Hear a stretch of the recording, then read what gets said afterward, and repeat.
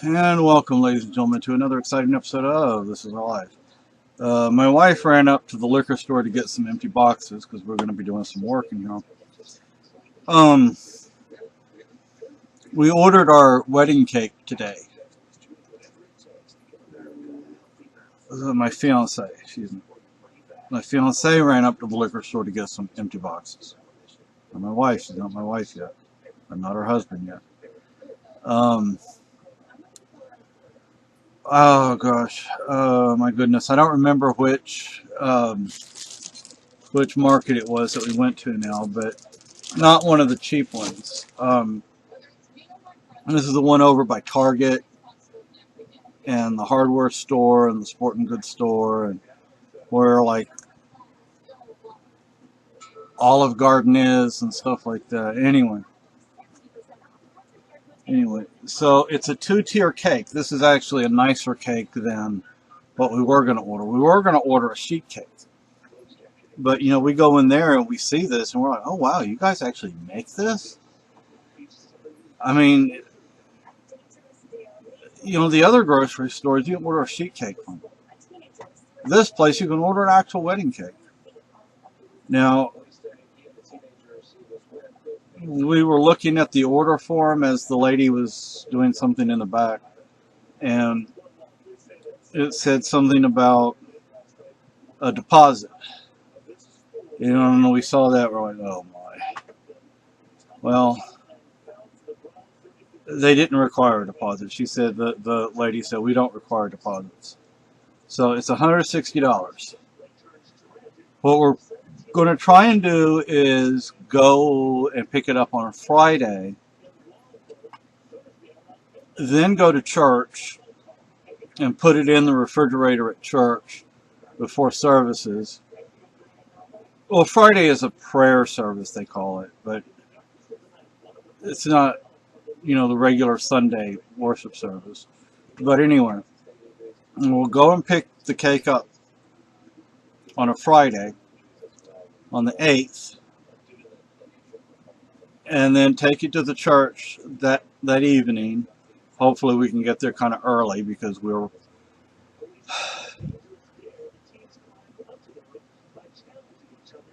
part of the issue is we just don't know how many people are going to be there.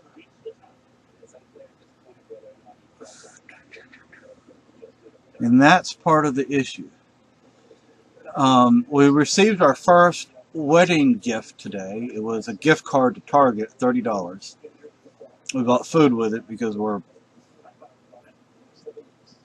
scrumping by right now. And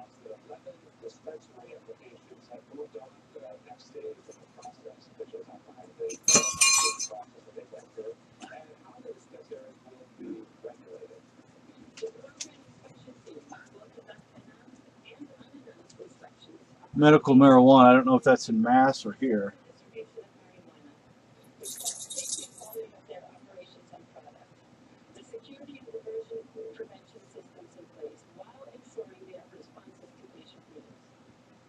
So if all 11 are approved, it would be 97% of people would be within 30 miles of one of these dispensaries. I don't know if that's Massachusetts or here. I thought here they were going to have like 3, 4, or 5 medical cannabis dispensaries because my wife kind of needs it.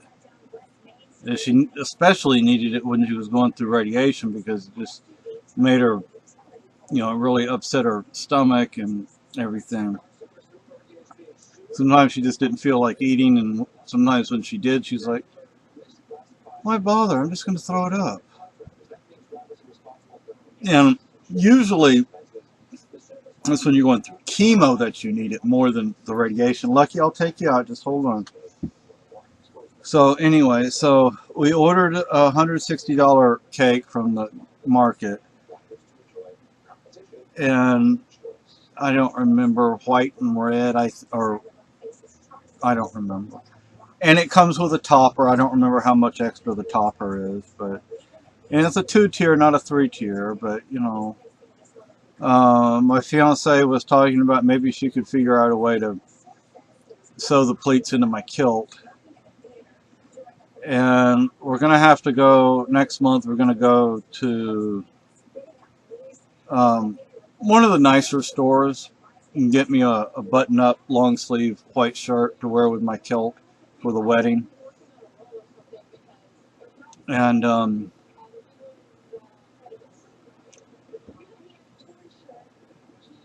then let's see, we invited another person to the wedding today, but we haven't given her a invitation. We just told her time, place. She said she doesn't need an invitation.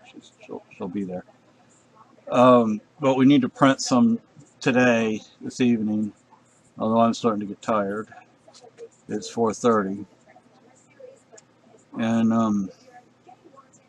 I removed some things from the wedding registry to try and reduce the length of it, the size of it. Some of the things I removed were duplicates. Other times, like there's this one canoe I would really, really like. Or anybody that might happen to see this video that sees the wedding registry, the canoe was on there 4 or 5 times, and my goodness, some of the places sell it for over $1,000, but in other places sell it for like 600 something. Like, why have it on there at the most expensive price? And my fiance doesn't want to do the canoe trips with me. It's, so I'm like, okay, well, we'll still have some time together because, we'll both have to go up to the north, up to the lakes region for me to get into the water. And, what we could do is at the portages, she could stop at the portages and then, maybe we could camp. Well, some of the portages, I know the one near, well, it's south of Claremont. I don't know of any camping areas around there. But there are places, because I'll have to camp at night. Because I don't know how long it'll take, about a week to do the Connecticut River. But there are a lot of lakes and ponds and stuff around here that I can canoe in as well. And those would be good places to teach her how to canoe. I haven't canoed in many, many years. But, so we ordered the wedding cake. I'm going to have to end this because I need to take Lucky out before he does something on the floor. So y'all have a great day. Bye. Welcome, ladies and gentlemen, to a zombie episode of It's a Hobbit. Okay. Sorry about that, but not one of my comedy videos, actually. No, I can't get the camera quite right this afternoon. I know you don't want to see my beautiful chest, but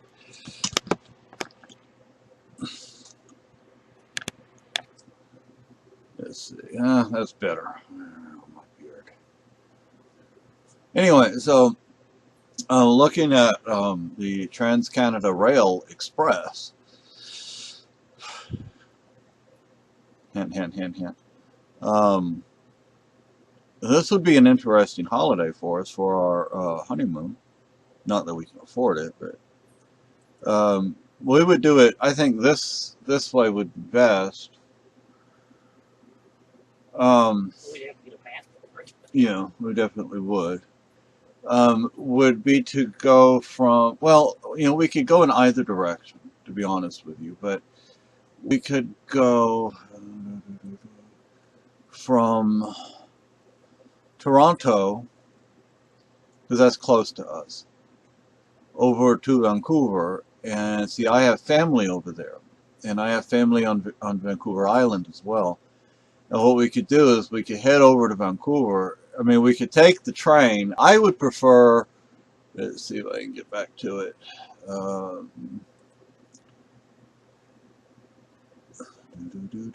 Okay, let's get back to it. Come on now. Personally, I would prefer the 16-day tour, but they also have circle tours. What? Circle tours, so wait, those aren't all the way across Canada, are they? No. Okay. So, what we could do is this. We can take either a 7-day, a 10-day, a 12-day, or a 16-day. I would prefer the 16-day because we really get to see a lot of stuff. And the 16-day, You actually get to go up to Halifax, Nova Scotia, Toronto, Niagara Falls, Montreal, Quebec City, etc., etc., Ottawa. Maybe go see a hockey game. And then what, that's three something on there. You're on two different uh, trains, and you're on motor coach like a tour bus. And that we would start off in Halifax, Nova Scotia, and then we would go down to Toronto. Oh, I see what it's saying. One night from Halifax to Toronto, and then 3 nights from Toronto to Jasper. I'd love to see Jasper. Jasper, Alberta. There's a park and a town up in the mountains of Jasper, Alberta. 2 men and 3 ponies on a long, long summer ride. It's a John Denver song. Cold nights in Canada and icy blue winds. I know I can't sing, but anyway, so we would take we would from Jasper to, I don't know if it's to Banff, we would take the motor coach. And then from Banff to Vancouver, we would take the Rocky Mountaineer across the mountains. And yes, those are mountains out there. And then we get to Vancouver, and there's a shopping center I would love to take my beautiful fiance. It's like it's like a mall. I mean, it's indoors, but it has like skylights and everything. It's really a lot of space, so very airy. I'd like to find that one yarn place that's up there. Oh yeah, that's the one in Ontario or something like that. I think so, Quebec or something. It's out in the middle of nowhere, kind of, but well, that would city. Yeah, that would be great. And you know, our money would go further because the Canadian dollar isn't worth as much as the U.S. dollar. Oh, it isn't? Nope. But the Canadian dollar is worth more now than it was when I was up in Canada in '94.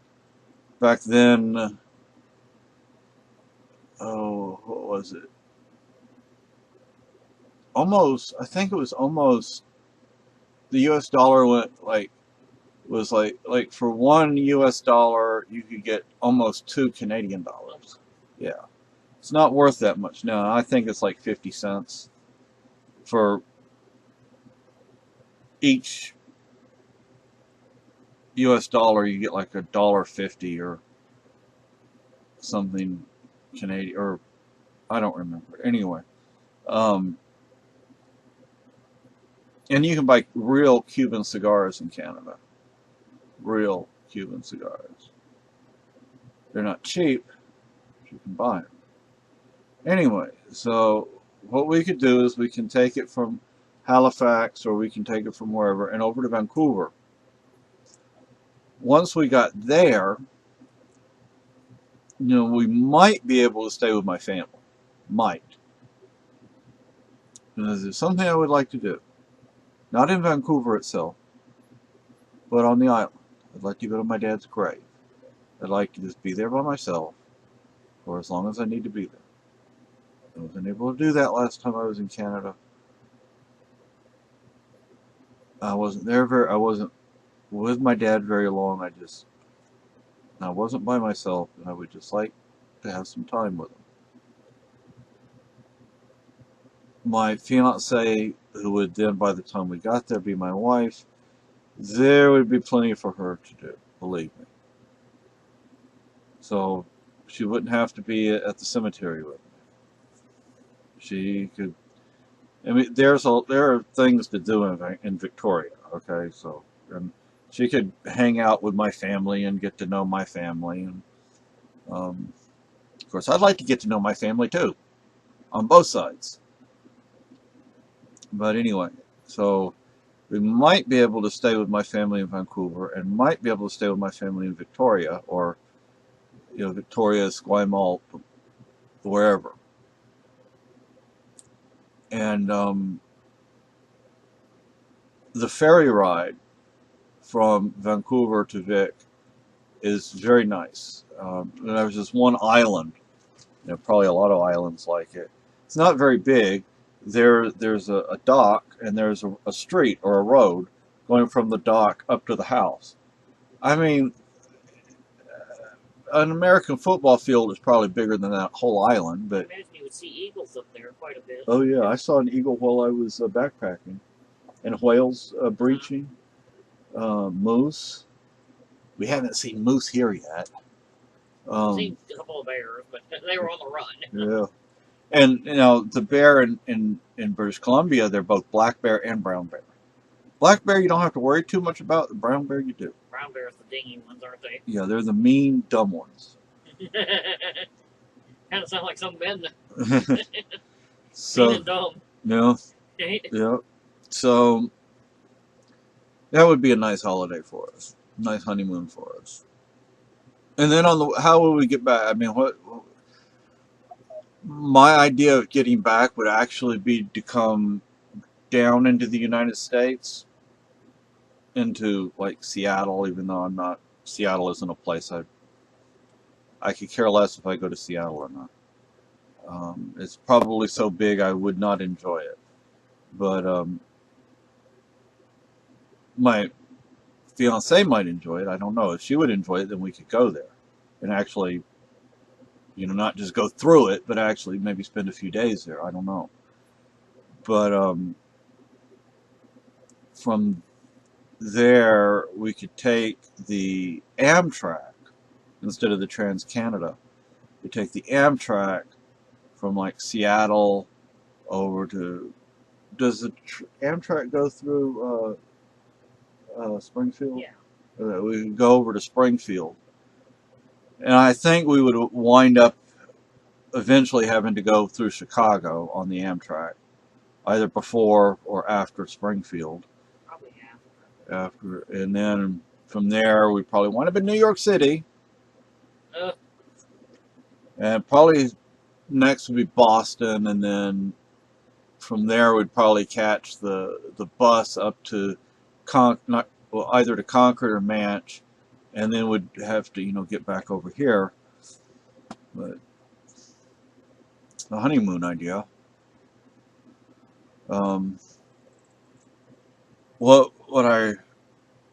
Here would be a wonderful honeymoon. We get to do what I just mentioned. Take the Trans-Canada, as well as the Amtrak, but Amtrak not just to Springfield, but also down to San Antonio, and then we go to España, and from Spain we go to my hometown, Cadiz. We would go to Sevilla, Madrid, and then we would go to like Andorra and France. Would you like to go to Italy? Yes. Go to Italy, go to Switzerland, Austria, Germany, because maybe we could find some of my fiance's family. Go to the Netherlands, go to Ireland, go to Scotland, go to Thailand, go to Okinawa, go to mainland Japan. I'd like to see Vietnam, believe it or not.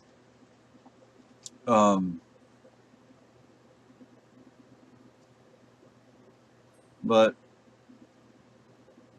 we could take instead of taking what do you call those tour ships?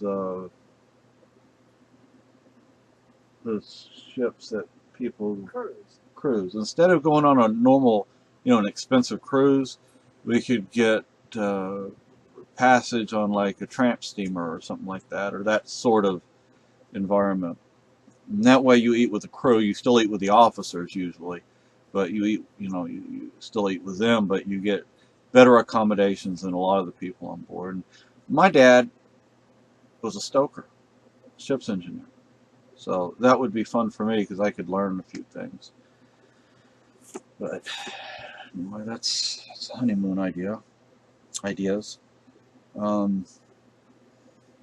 I am still giving serious consideration to the whole EMT thing. Now, I would eventually, if I became an EMT, as an EMT1, EMT basic, EMTB, I would prefer just to volunteer because, I mean, who would I be able to get a job with as an EMTB? Um, a private ambulance service? You know, a lot of like city ambulances, they want you to have EMT3. They don't want just EMTBs. They want EMT3s. So as an EMT basic, I would just volunteer. Once I got my intermediate, I'm not sure what I would do. Probably continue to volunteer. But another thing I'd like to do is volunteer in the ER, just to see what they're doing. Now, I was considering after our last trip to the ER, after talking to the ER tech, I was considering maybe ER tech would be cool. But I did some research online, and I'm like, no, I'd prefer to be an EMT because an EMT gets to do more. And more like a glorified nurse's aide. Yeah, exactly. You know, and an EMT is not supervised by a doctor or nurse. You may be communicating with a doctor or nurse over radio, but there's not one standing over you. Right? I mean, you may have a doctor or nurse telling you what to do over the radio, but you're still responsible for doing it. You know, and if the doctor or nurse doesn't like the way you're doing it, they can't see because they're not there. So, you know, you better figure out how to do it and do it the right way. But if you're working in the ER, there are doctors and nurses there that can always take over for you. There are other ER techs that can take over for you. But as an EMT, you are the one responsible. So that's why I've decided to go the EMT direction instead of the ER tech direction. I mean, I like the whole idea of setting up IV lines and all that, but you do that as an EMT. You know, I mean, all this stuff that an ER tech does, you do as an EMT, but you're doing it independently. And there are some things that, and like my fiance just said, that an ER tech is doing that's like a nurse's aide. Well, that's not what I want to be. I don't want to be a nurse's aide. I actually want to do more than that. I want to provide medical care to people. And that's why there are quite a few EMT and medics books and manuals on the wedding registry. Now, I've also started on another note, going through my Amazon wish list and removing some things, because by doing that, I remove things from the wedding registry. Why? I mean, I've already said this before. There's a reason I'm removing things, because almost 5,000 things on the wedding registry, people just are not going to go and look through all of that. So, you know, it's like, they're going to go, yeah, exactly. So I'm trying to reduce it to a more manageable size. Really? You know? Yet I keep adding things. It's like I remove things and I add things. Now on to another note. Lucky doesn't seem to be doing too good. Last night, we don't know what happened, but we thought he was going to die last night. And I took him out today for a walk. He went out. He pee-peed. He didn't poo. And he has this awful sort of cough, like he may have got something caught in his throat. He finally did drink some water last night. But he's not eating. He didn't drink anything today. So I don't know. And we called, or my fiance called the vet, and they never called back. They're the ones who are in charge of the emergencies. You know, they're scheduled, and they didn't call back. I guess they can't be bothered on the weekend. You know, so that pisses me off. Me too. So, you know, the cats are being good with him. You know, they're not bothering him or anything. John just walked by him and looked at him, but you know, he always does that to make sure, in case Lucky takes off after him. Not Lucky's not going to purposely hurt him, but you know, it's like, Well, John just smack him in the paw. And yeah. John is a very good-natured cat, but we're really worried about Lucky right now. So he's in the kitchen, laying down on the cool linoleum.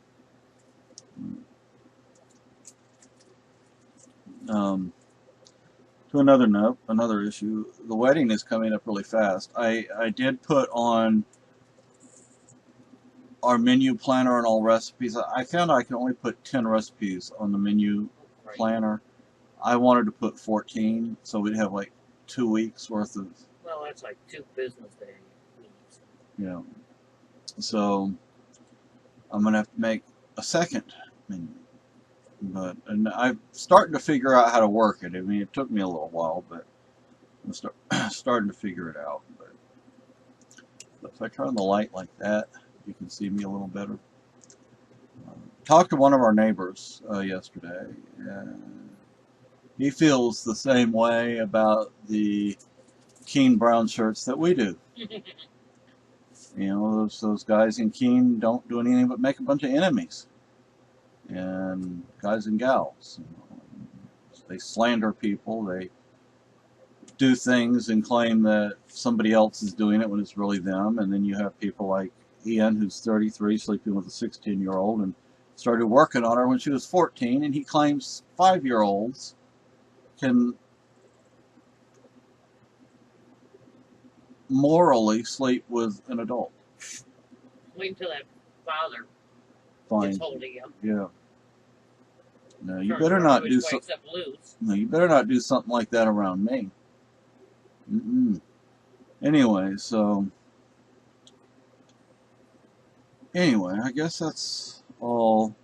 You know, I'd like to get this ham radio over here going. And yes, there are things on the wedding registry for the ham radio. Guns and ammo. Look, they're doing everything they can to come after people. They're telling gun manufacturers that this or that on your gun is considered a destructive item or whatever. So they can't, if they manufacture it, you have to get like a class 3 or whatever it is. It's a stamp, which is like $200, $300. You know, instead of actually making laws, they make regulations, which is ridiculous. So there's a good reason we have guns and ammo on our wedding registry, because we can't afford to buy all that stuff. I mean, like the AR, we built that. We bought it a little at a time and built it. You know, so, you know, and I'm not going to sit here and say that every single part of it is the best equipment. I mean, it's just what we could afford. It was built slowly. And so there is definitely a reason we have guns and ammo on our wedding registry. But anyway, I guess that's all I have to say for now. You all have a great day. Bye.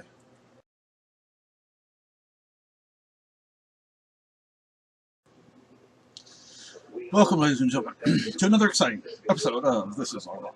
Okay, today's episode is about survival trot lines. Okay. So, I don't have everything put together. I have a kitty cat who's in and out of my lap, so you're going to have to bear with me. This is what you call paracord. Now, what we have hidden away somewhere is what they call parachute webbing, which is the webbing they would put around the parachute. Very strong.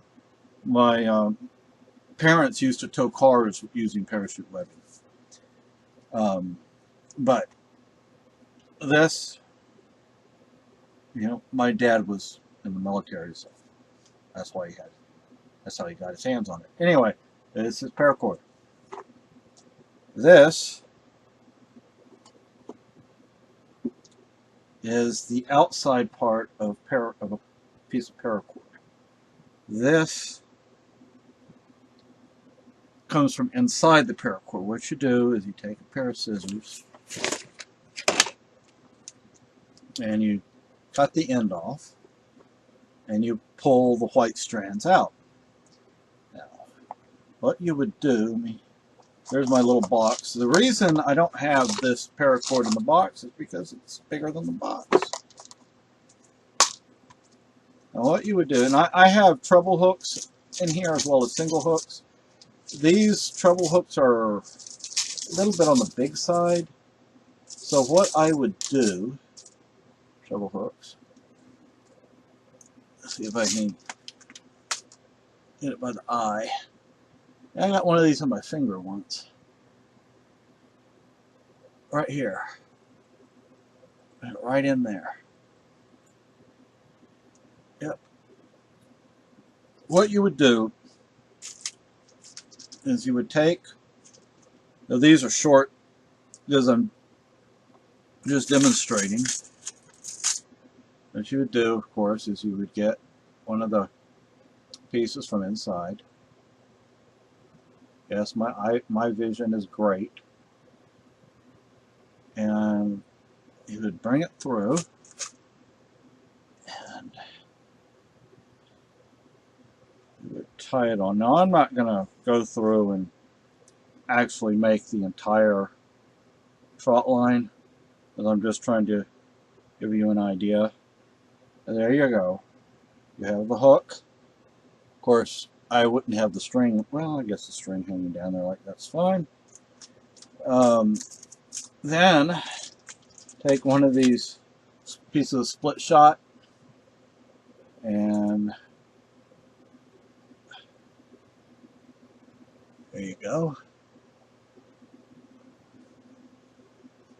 Now see, I also have these hooks, little red hooks. Now what I would do,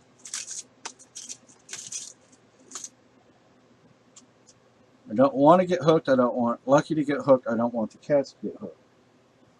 So I'm trying to be a little careful. Okay. Now,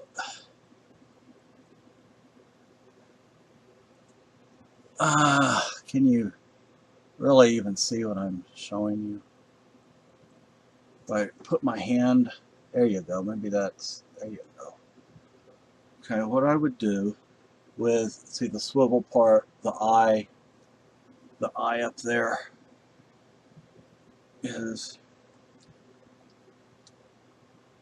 now when I was a youngster, did a lot of fishing. Yeah, I guess most country boys do a lot of fishing.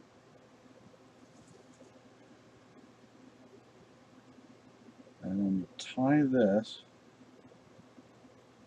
Of course, like I said, I'm not doing it exactly the way it'd be done. Now you have that. Now, what you do is you take the outer portion of the paracord. And you'll have one right here. Let's see if it'll fit. Might not fit. And I have John trying to get in my lap. There we go. Sort of. Yep. Okay. So, see how that goes on there? And this is a swivel, so it's not going to start binding up. And what you would do is you would make a knot right there. See? And you pull that down there. And then you would make a knot over here. This way, this is not going anywhere. It's going to stay right in this little area. Okay? And that way they're all not going to run down to the bottom and bunch up. And then what you can do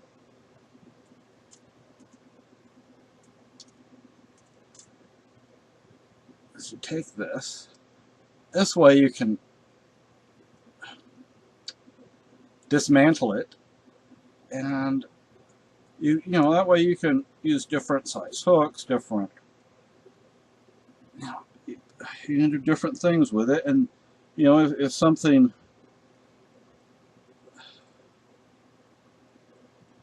breaks or whatever.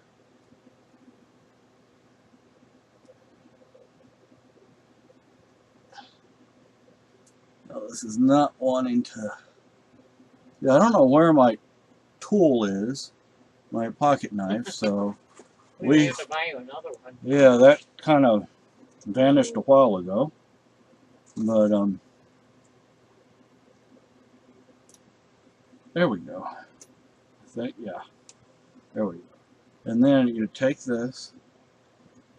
You don't even have to use one of these. You can just tie it right onto this swivel. But I would prefer to do it this way. That way I could have more options available to us if we ever had to actually use it.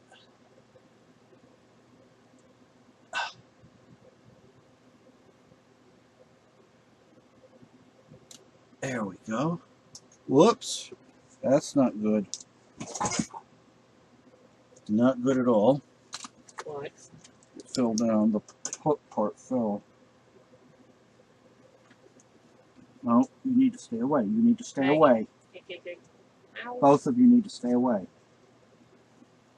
Johnson, I'll help you find it. I've got my own hooks. There's a hook on it, though.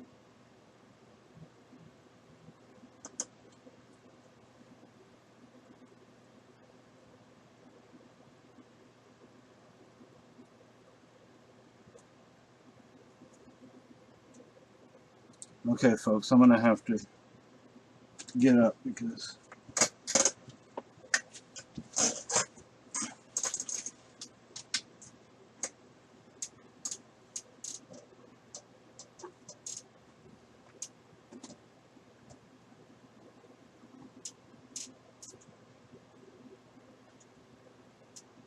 John, can you move so I can see if it's over here?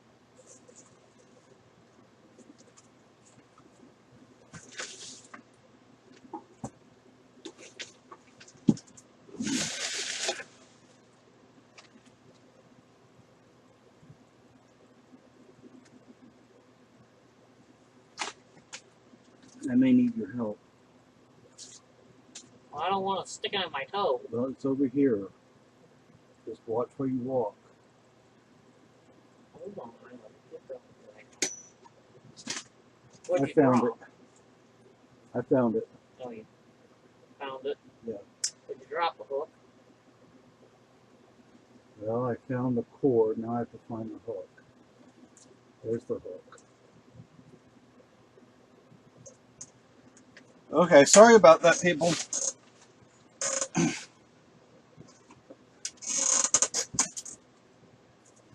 Sorry about that.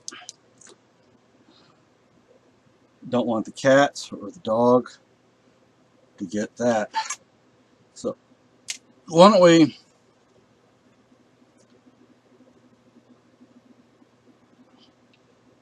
put a better knot in it? Wasn't going to do that because I'm just doing a little demonstration.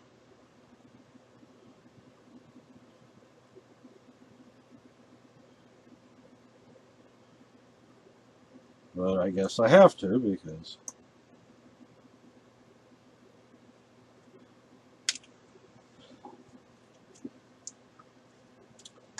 so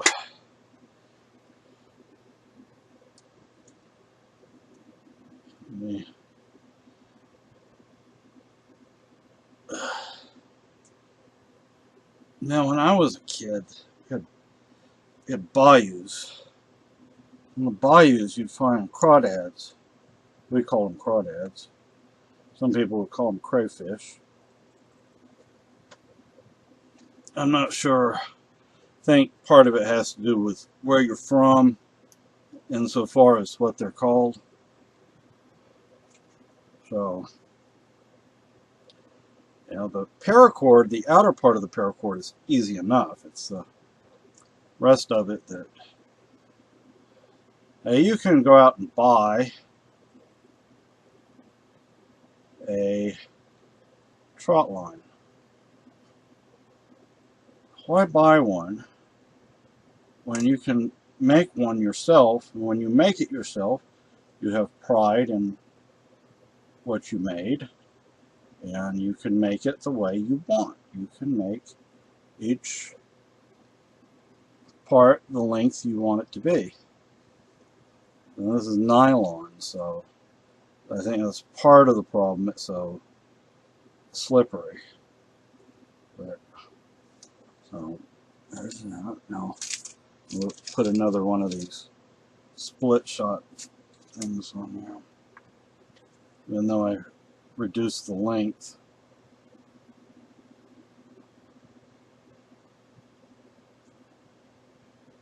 Now,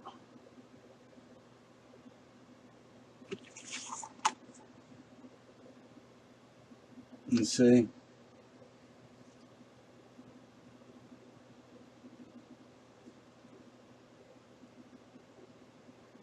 now what you would do once you have this part made, if I turn the there, man, now you can see it a little better. Okay, what you would do with the outer portion of the paracord is you would take a heavy sinker. This is not the right kind of sinker, but we can still use it for something. That hole, there's no way the paracord's going through that little hole. I'll probably eventually put it into my other little tackle box, since it's not going to be useful in this one. And what you would do is, at the end of the outer portion of the paracord, you would put a sinker on there, a heavy sinker. And you toss it out into the water or walk it out into the water, and it'll sit out there. Another thing you can do is you can tie both ends to a tree or a stump or whatever. Or you can tie one end to a tree or a limb or whatever, and the other end is weighted and you throw it out there. Now, another thing you can do, now this is it, in an emergency situation. This is semi-camouflage. I mean, so I would prefer if it was a survival situation, that this actually be submerged, because this would be too easy to see. It would be noticeable unless it was submerged. So,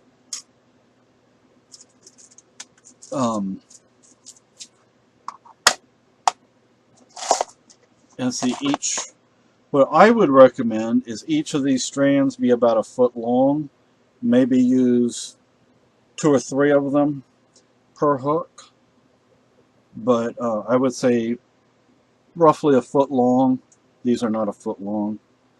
And there you go. You have an emergency trot line, in which you can do for bait. There are a lot of things you can do for bait. You can make your own. You go to the market and you buy some meat, save the blood, and mix it in with some bread.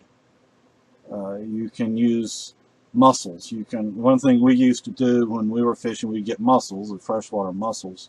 They're easy to break with your hands. We have them up here and they're giant. Not native to up here, they're actually invasive. But you can take the meat out of that, put it on the hook. Another thing we used to do is we'd catch perch.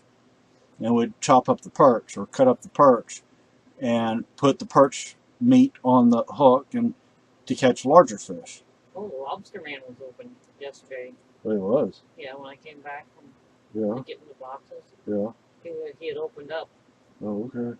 We have a guy, he and his son, how do you fish? Inland Shellfish Company. Inland Shellfish Company. They have a lobster boat. They're lobstermen, and he sells it. And he had clams and chick lobsters.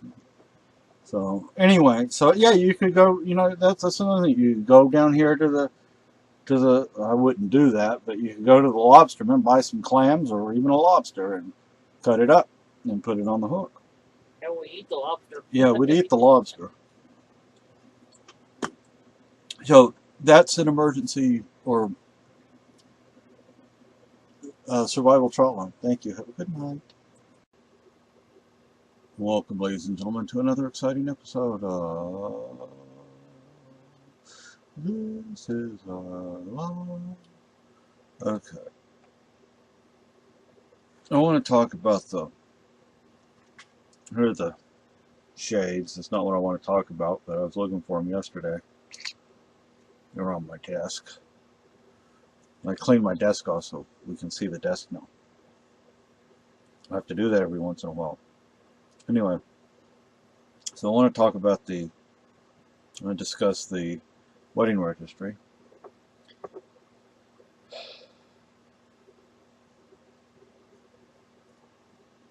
I removed some of the things from it, and it's an ongoing process because, frankly, with nearly 4,000 items on it, that nearly 3,000, nearly 4,000, I forget now. Let's see, I don't even have it up. It's going to be difficult for people to go through there and say, well, we can get them this, or we can get them that, or we want to get them this, we want to get them that. So one thing I've done is I've tried to remove duplicates. For instance, there's a canoe. I would love to have that canoe. I want to canoe the Connecticut River. The thing is, there are a lot of places to canoe up here. In Texas, there weren't that many places. Up here, there are plenty of places. There's a lake about 2 miles south of us that I desperately want to catch a fish out of, and I'd love to canoe it. Is it Otter Lake, Beaver Lake? I forget. Is it north or east of Keene?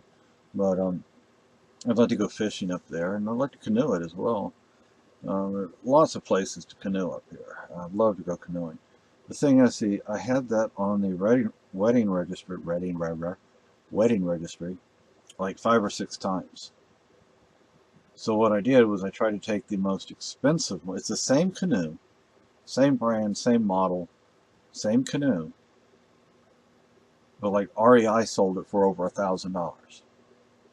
All right, there's no reason to have, initially the reason I had some things on there multiple times is as a guide. We would like something like this. But with having so much on the wedding registry, it's just going to make it difficult for people to view the registry. I mean, they're not going to want to go through all that stuff. And some things, like after the other day, after the trip to the emergency room, I spoke with an ER tech, and got me to thinking, what would I prefer doing? Would I prefer being an ER tech or an EMT? From what little research I've done, I'd probably prefer being an EMT, because there are things you get to do as an EMT you wouldn't necessarily get to do as a ER tech, because the ER tech would, the doctors and nurses and others would take care of things. Well, if you're an EMT, there are no doctors, there are no nurses, you have to do it. And I'm thinking of going back into Keene and going to the, what do they call that? In Texas, it used to be the Texas Department of Rehabilitation. I don't know what it's called up here, I don't remember, but I went there once. I went to the one in Keene, and they tested me, and I don't remember what the results were, but I'm thinking of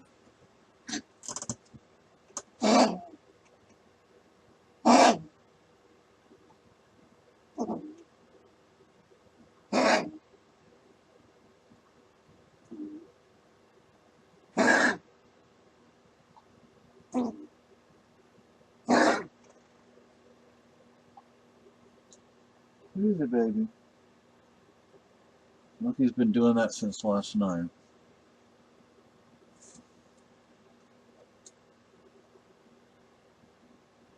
But so I'm thinking of going back to them and seeing about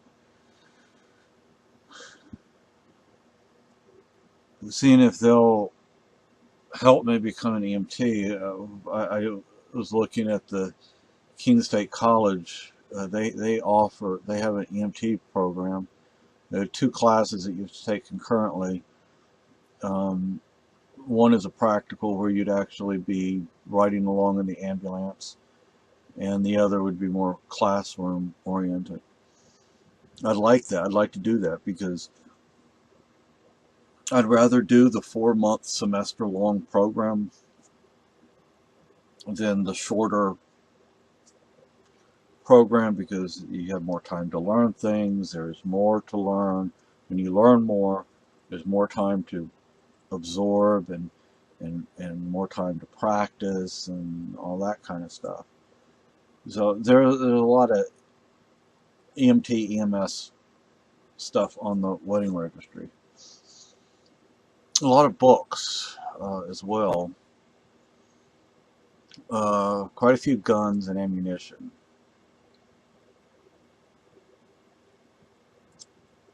Some things we have on there, we're starting out, I guess, in many ways. What we have is sort of been thrown together haphazardly, because when we've been able to afford to do this, we've done that. When we haven't, we haven't.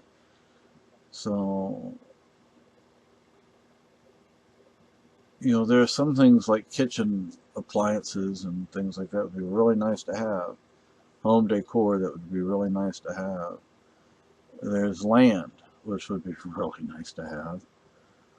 And see, that's the thing about the land is I've looked at the taxes for it. We can cover that. We can cover the monthly mortgage payments for the land. We just don't have the credit, and we don't have the down payment. If we had the credit and down payment, it would be cheaper to own our own place than to rent. If people would be willing to get together and do that, help us, basically help us with a down payment, and we'd, we'd be good. I just don't know if anybody's willing to do that.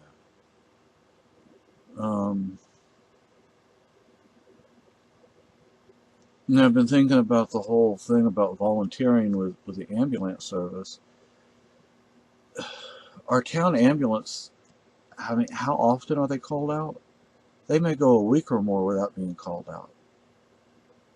I'm not going to get a whole lot of experience that way.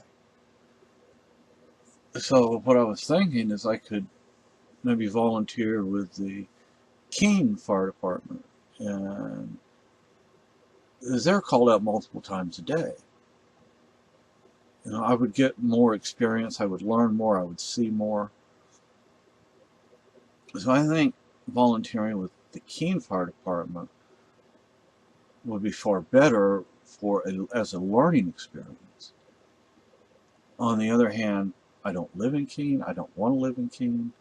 We live here, and this town, it would give me the chance to get to know more people in this town, to make more friends, to get to know the town better, to get to know the people better, to get to know the environment, to get to know the roads and the back roads and all that good stuff. And it would give me the chance to help our neighbors.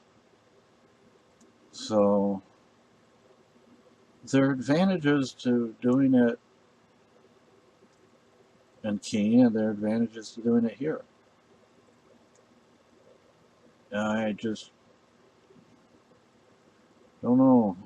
I mean, I'm thinking initially, but what might be a good idea is to just go ahead and contact the people here and just volunteer here, as well as contacting maybe I'll talk to our doctor and see if she can help me get down into the ER just to kind of like shadow somebody and see how that works.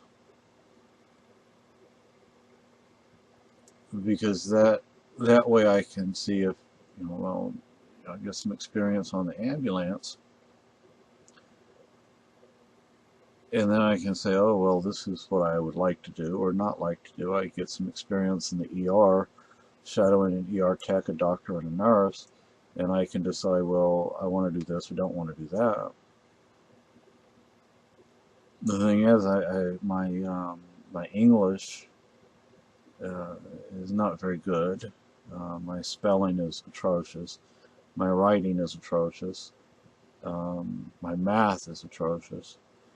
I would need to get some help in those areas, and that's another thing about the wedding registry. I have things on there like from Christian Light Education. I know I'm an atheist, but I still think they have a great program. It's a homeschool program, and that's why I would really like help with getting the light units for what they call language arts and math, as well as the math drill sheets, and that way I can, and then we can print like daily and weekly worksheets, because you can find a lot of that stuff free online, and we can print that, and then I'll have more to work on. I love Kumon Math, but I don't know. I actually haven't added that to the registry. I don't know if I'm going to or not. But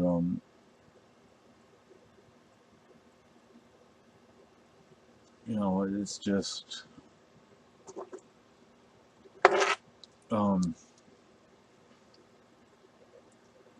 I would probably need those things in order to um, successfully pass the EMT course and or the ER Tech course. I would probably need to bring my math up significantly and my English up considerably. I found this while cleaning up my desk. This pen light goes with the kit that we bought up in Lebanon. Or it came separately or together, I don't remember, but it's a good little pen light. Check the eyeballs. But check the throat, the nose, the eyes, the ears. But, yeah, we can't afford another. Onto another subject, another item on the, another couple items on the wedding registry: guns and ammo.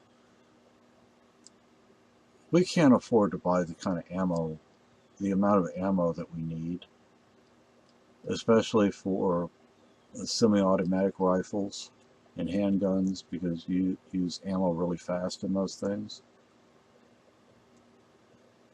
You know, I mean, for the AR, I'm thinking 10 to 15,000 rounds. You know, I mean, I wish we had between 1 and 5,000 rounds just to use for practice, just for target practice, and just for the AR. But it'd be good to have at least 10,000 rounds in case anything ever happens. The guns, there's some nice guns on there, and not guns we can afford to buy. We just can't afford it. I mean, I would love a 308 bolt action with good optics. We both would, but we can't afford to buy that. Yeah, the 50 caliber is kind of extravagant. I mean, yeah, we could afford to buy the ammunition, but like 1 or 2 rounds at a time. 50 caliber ammunition's not cheap, and 50 caliber rifles are even more expensive. But there are several pistols on there because we have a 40, and frankly, we both need a pistol, not just one of us. There's military and civilian camouflage, like military camouflage and hunting camouflage, because I want to go out in the woods, and I just want to kind of find me a little place, sit down, so that, you know, like surrounded by bushes so the animals cannot easily see me, and just do like a nature study, just sit there and observe for a few days, not get up except for what I absolutely have to get up for.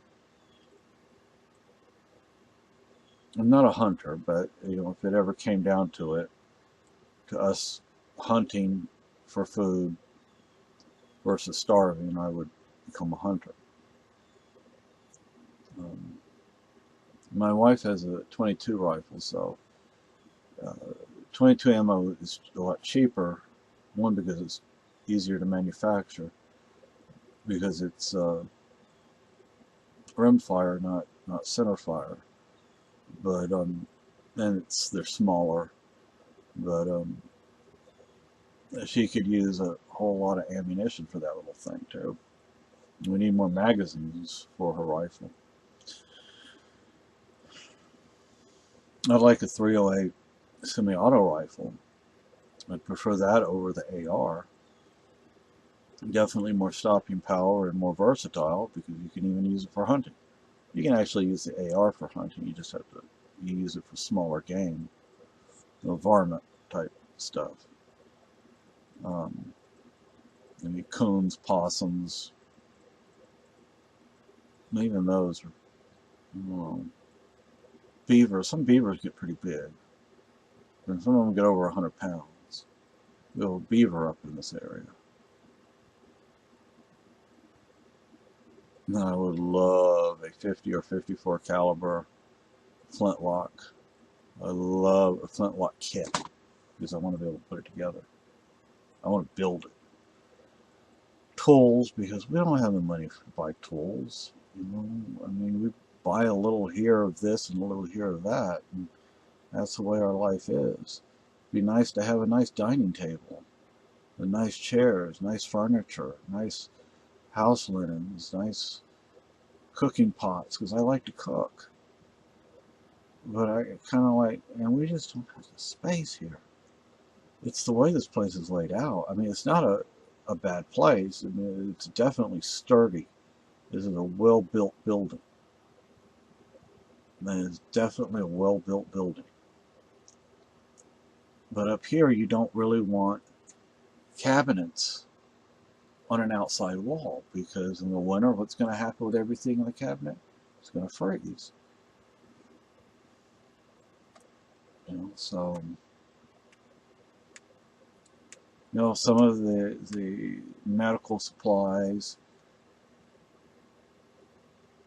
on the wedding registry is because I would like to become an EMT. That or an ER tech, but I'm thinking EMT would probably be best.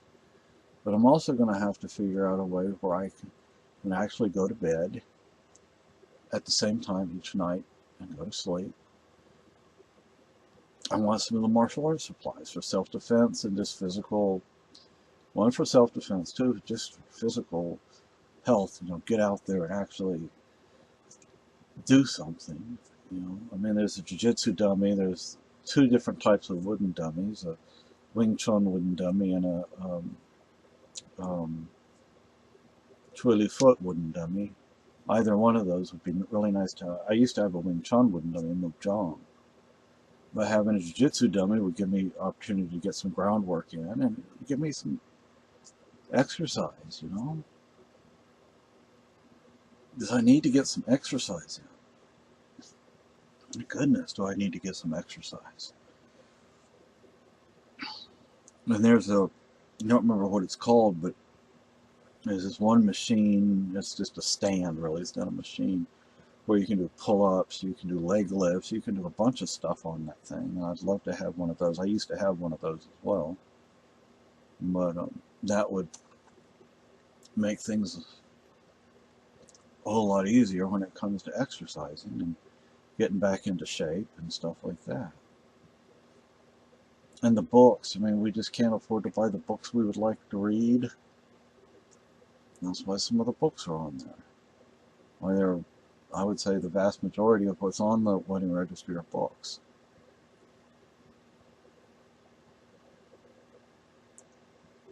But the thing is, I mean, how much of that are we actually going to wind up getting? Very little, if any. I mean, so far one of my cousins sent my fiance a $30 gift card for Target. That's all we've gotten so far. But then, we don't expect to really get anything until the wedding, which is it's nice that we got it because we kind of needed it for food. Didn't kind of need it, we desperately needed it for food. For being preppers, we're not very well prepped. Now, that's another thing that's on the wedding registry is prepping supplies. Different types like MREs and freeze-dried dehydrated foods, because those are things we can't afford. We can't afford to buy those things. That's why they're on the wedding registry. And the one time in a person's life when people actually buy stuff for them, when they get married. And I've never been married before. Never came close before. I've never been in a relationship this long before. So anybody who's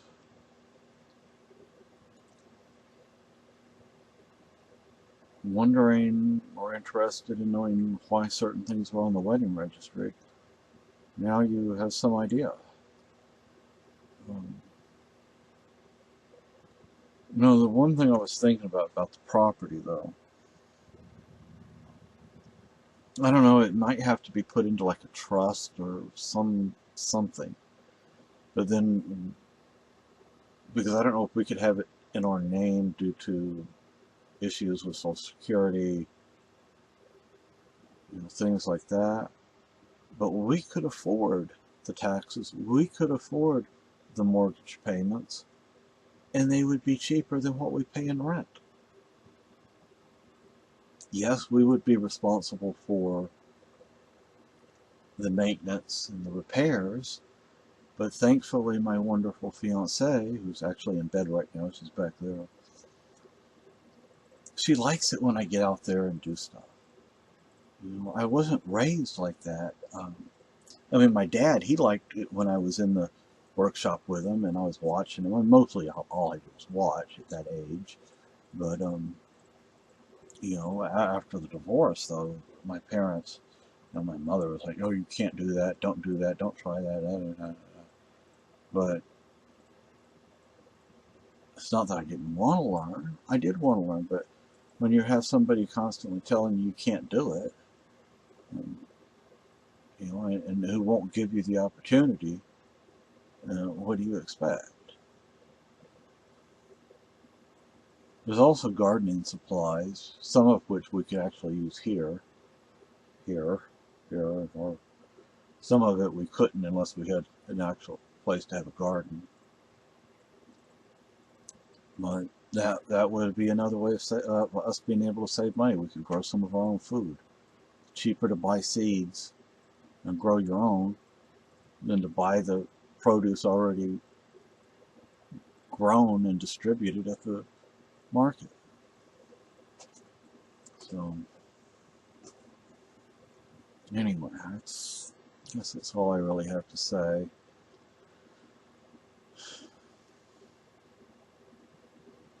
Anyway, bye. Well, welcome, ladies and gentlemen, to another exciting episode of This Is Our Life. Now, I haven't done anything political in quite a while. I don't know. You left the door. What door? Oh. So, here we go. Look, you shut the door. On the hairs. So, for those who've seen Shakespeare, if you've seen Shakespeare, Sheen? one thing I like about Shakespeare, depending on which of his plays you're watching, is you see I shouldn't say I learned you never say if you're making a speech and you don't remember what you're supposed to say, you don't say you just stay silent. It's bothersome to people and it makes you look stupid. So don't say Unless it's like my wife, the way she just did it, like, that's good. Then it's okay to do it. But anyway, Oh my God, that horse, he's huge. yeah. He's like a giant. There's a hospice with a mounted police officer who's dying, and they brought his horse in to see him for one last time. Big horse. Anyway, He so doesn't even look like a normal sized horse. He looks like a Clydesdale or something. yeah, His head. yeah. So if you've watched Shakespeare, if you've seen Shakespeare or read Shakespeare, you will see all the intrigue and things that go on behind the scenes in politics. Yet people have this notion that what they see on the TV, what they read in the newspapers, that's the way things really are. It's not the way things really are. There is a whole lot going on behind the scenes. Many times the person that's up front really isn't doing anything. That person is just for the cameras. That's just a figurehead person. Like the U.S. president. The U.S. president really isn't in charge. There are other people behind the scenes that are actually making the decisions. It's like Congress. Most members of Congress don't actually write any legislation. Other people write it for them, be it contributors, donors, whatever you want to call them, be it their staff. And I mean, if you listen to these people, they will admit they don't even read the legislation. Now, if they wrote the legislation, they would know what was in it. But they don't even know what's in their own legislation. And so, that should tell you a whole lot. If they don't know what's in the legislation they supposedly wrote, then who wrote it? Why don't they know what's in it? They will tell you what's in it. They will tell you what they want you to believe is in the legislation, even if it's not in there. And I don't care which political party it comes from. Both parties it's one political party going by two names, and frankly, the Libertarian Party is on the verge of just becoming a third part of that one-party system. I believe in peace. I believe in non-interventionism. I don't believe in isolationism. But what I mean by non-isolationism, I mean free trade with other countries. That's one of the best ways to influence what goes on in another country, because like you're taking product to another country, or you're picking product up from another country, and they get to see they get to talk to you, they get to watch how you behave, you have these conversations. Well, what's it like in your country? What's it like in your country? What's it like in your country?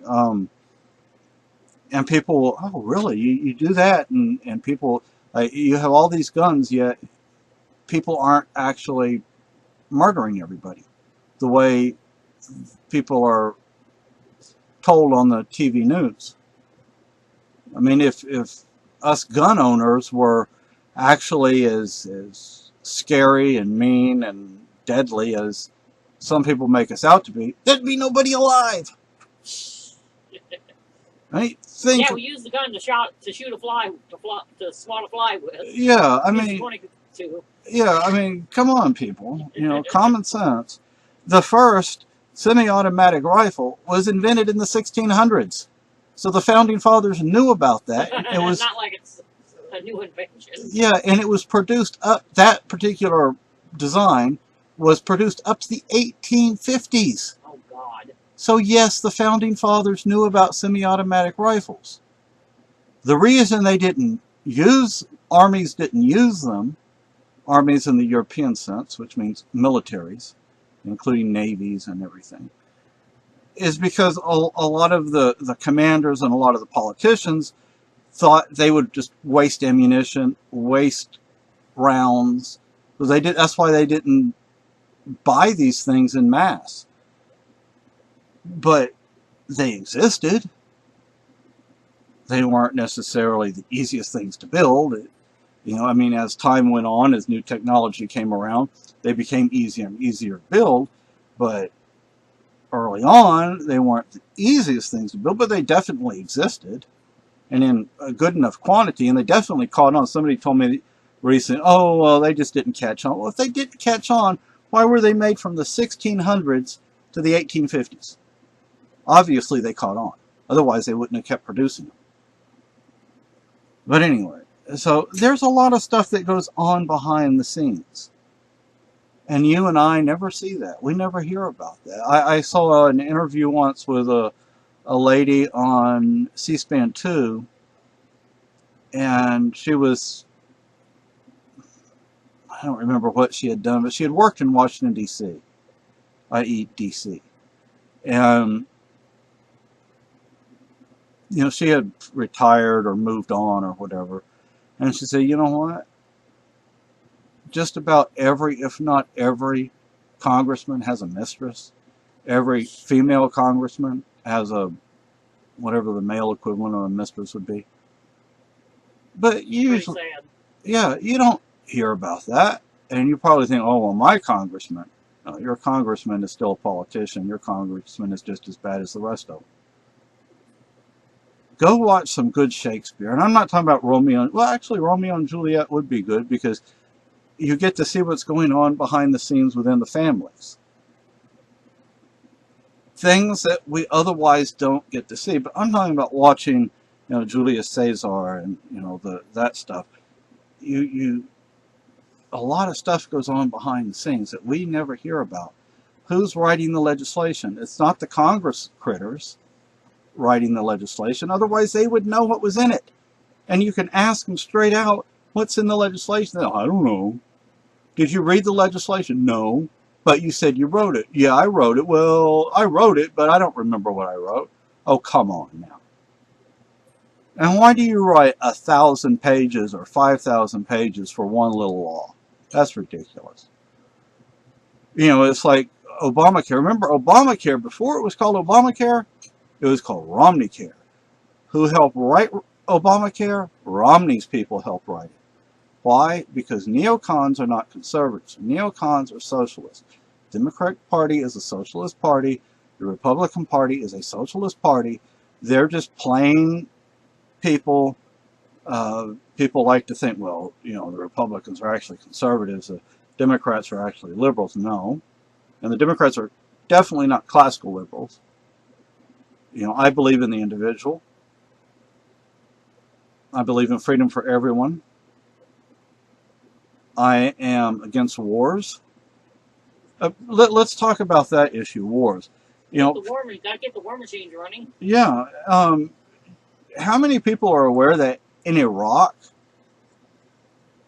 the U.S. still has about 2,000 troops, 2,000 military personnel? They haven't all left. There are permanent bases in Iraq. There are at least, or excuse me, not at least, there are around 2,000 U.S. troops in Iraq. There are so-called civilian contractors. There are more civilian contractors in Iraq today than the total number of U.S. personnel, military personnel, ever were there. These are mercenaries. I'm not talking about truck drivers. I'm talking about armed mercenaries. Is that redundant, armed mercenaries? Anyway, so what's going on now?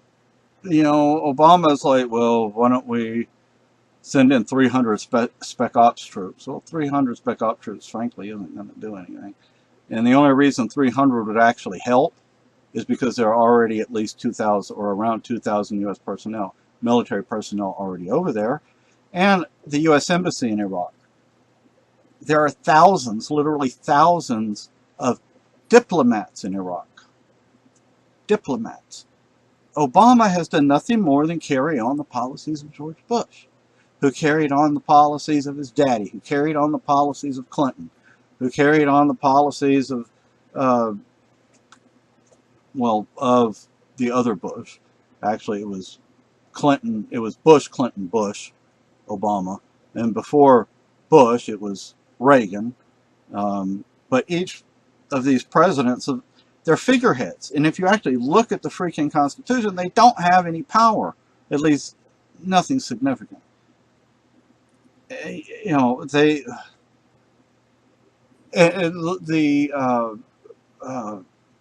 presidential signing statements, the, oh, what is that term I'm looking for? Anyway, the things that Bush was criticized for, and now Obama's being criticized for by the Republicans, not by his own constituents. He's doing the same thing Bush did with all these little decrees. Those are not laws. The only people that can make law is the Congress, not the president. The president cannot make law. Read your Constitution, people. We actually have a couple of copies somewhere up here.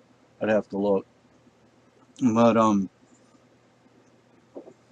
why have I turned away from anarchism and toward a Republican form of government?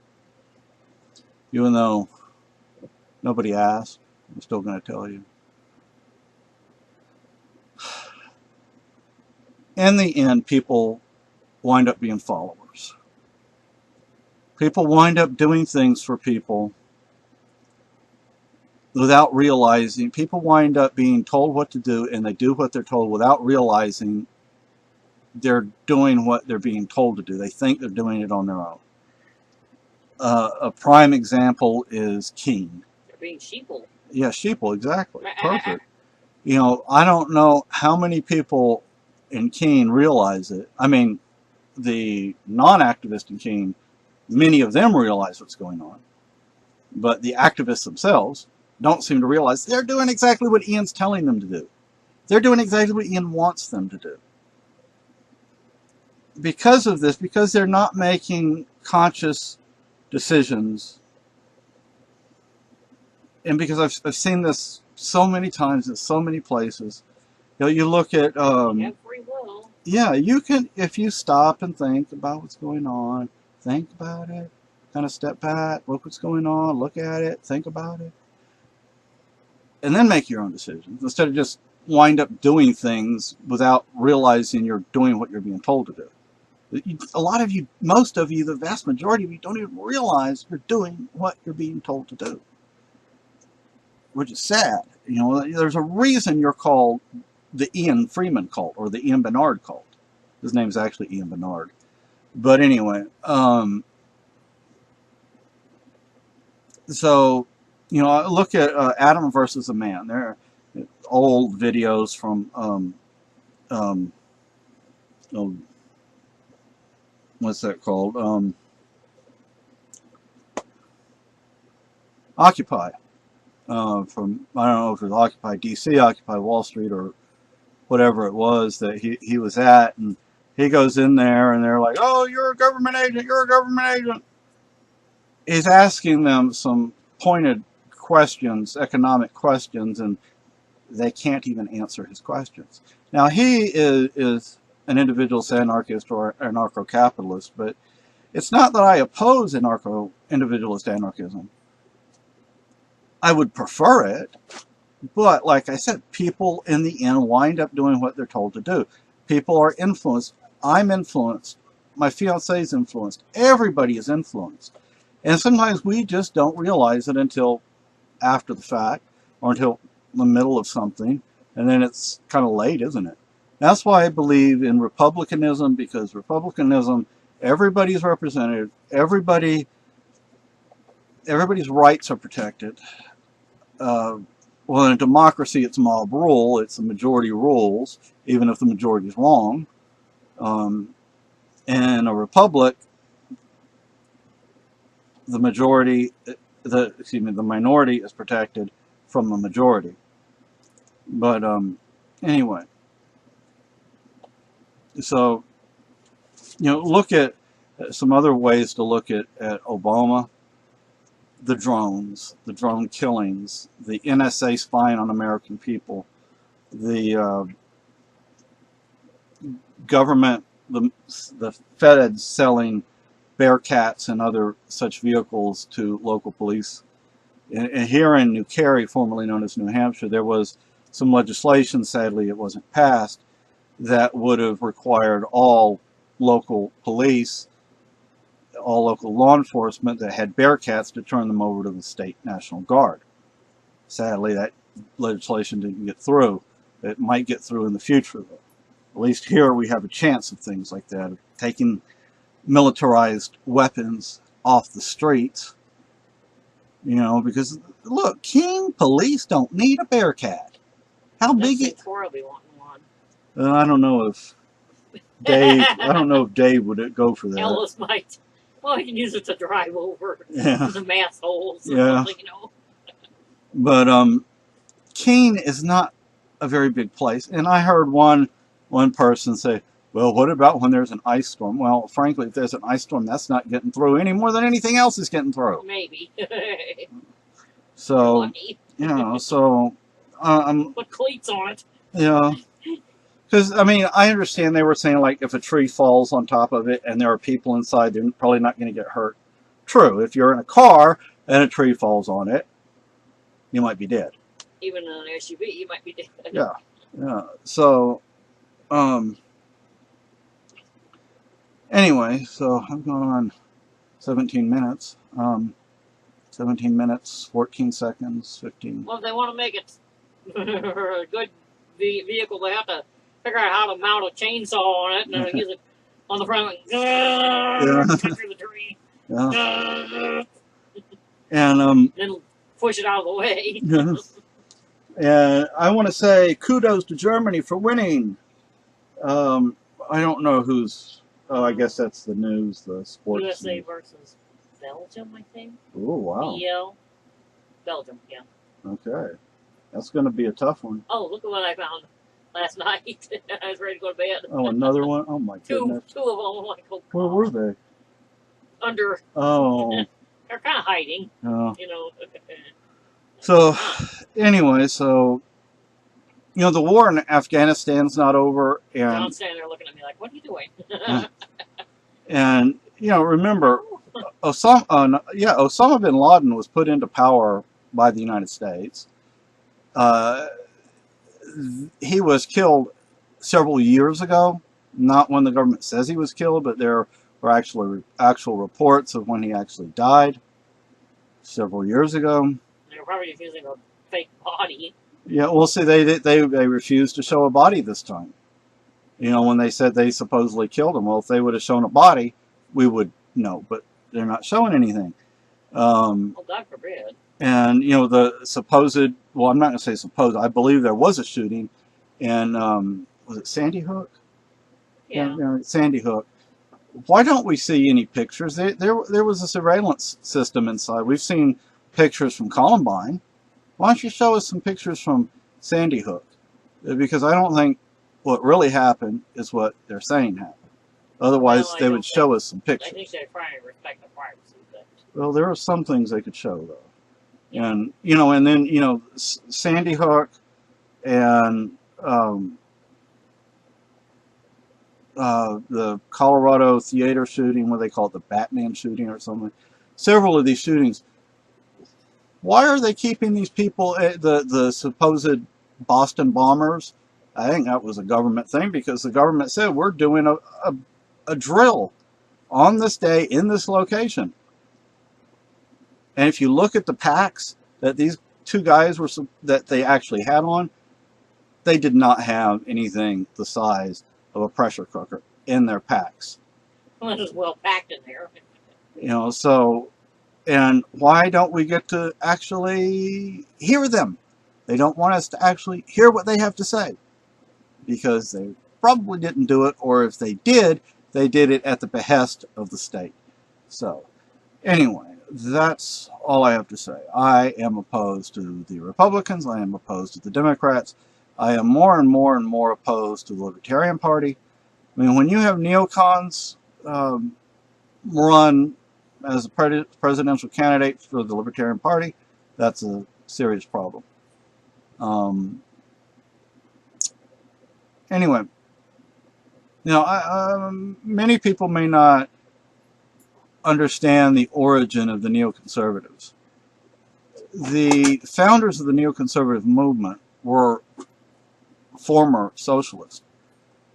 All they did was modify conservatism, so take some things that conservatives actually like, that they believe in, and modify it So it still sounds like they would support it, but make it like Rush Limbaugh. Rush Limbaugh actually supported government, single payer medicine, healthcare. He actually, just as long as the other guy's not doing it. I mean, as long as Limbaugh's, Bag of hot air. yeah, as long as Limbaugh, his system gets put into place, that's fine. Even if the same system he's advocating is the system that the other guy is advocating. Now remember, before it was Obamacare, it was Romney Care.